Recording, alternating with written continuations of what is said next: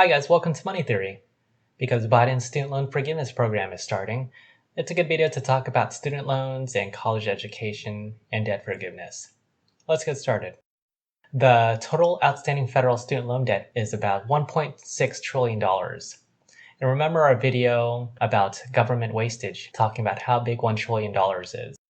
The average debt for a bachelor's degree is $30K, for a graduate school it's $70K, and for healthcare and law school, it's $150K. And the average annual tuition has been rising very rapidly, even adjusting for inflation. In the chart, you can see the real dollar amount in red, and then adjusted for inflation in black. And then you can see in this chart, around the 1980s, tuition started rapidly increasing. And I don't have an exact reason for it, but I suspect that it could be the popularity of federal student loans.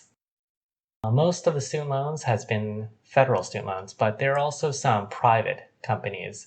And I suspect that the accelerating rise in price in education is due to the student loans.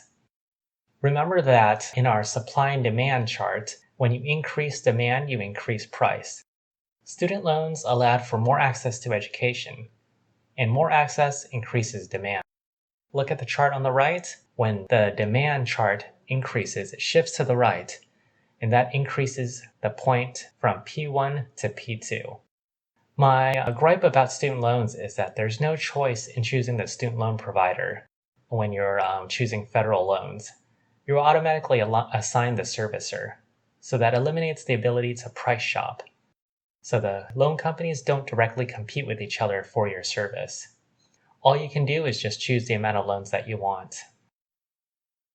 Interest rates are about 5% for undergraduates and about 6.5% for graduates. Also remember that loans are compound interest, so that means that it's exponentially increasing in growth. Compound interest is great when you're investing, but it can be disastrous for debt if it's unmanaged.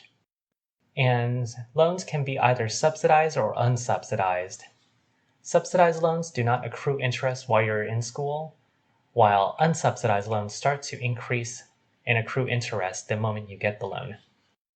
Don't worry about the details in this chart. It's just explaining the different types of loan limits that you get for the different loans. And just note that there's a maximum amount that can be subsidized depending on your status. A brief review on compound interest. Look at the chart on the right. When you are starting out with the orange line, this is the amount that you start with, and the region in the green is the amount from compounding a loan. And interest rates vary over time. This depends on the Holy Fed, though not directly.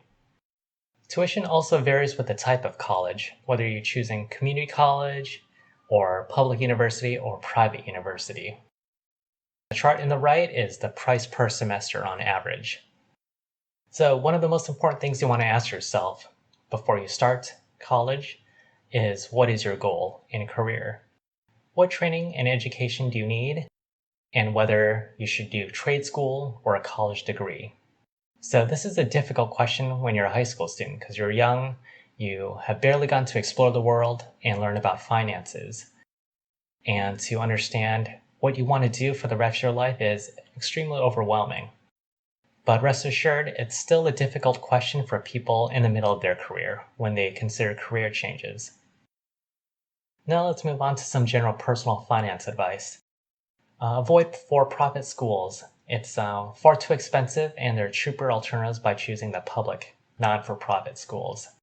You also want to critically evaluate your finances if you choose a private school. Community college is an option to save money for the first and second year of school because those are your general education classes, so you can just transfer them to another university.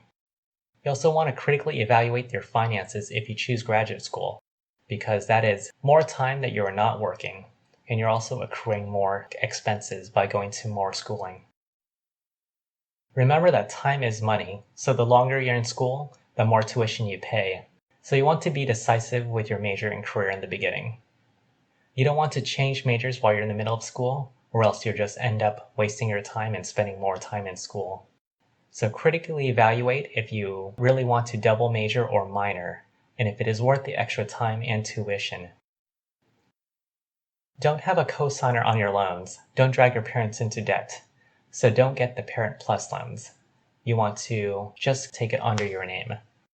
And when you're deciding your major and career, you want to evaluate the salary and job prospects of your career. So let's talk about debt forgiveness. With the new Biden program, it'll relieve $20,000 for Pell Grant loans and $10,000 for non-Pell Grant loans. And there's an income cap for people who earn less than $125,000 or families earning less than $250,000, you can qualify. So my gripe with debt forgiveness is that it doesn't solve the problem of the original high costs. And remember from our supply and demand chart, like student loans, this may further increase tuition costs further because it'll just incentivize people from taking on debt without really seriously considering the finances. And this also is biased towards low-income people, which can be a form of discrimination.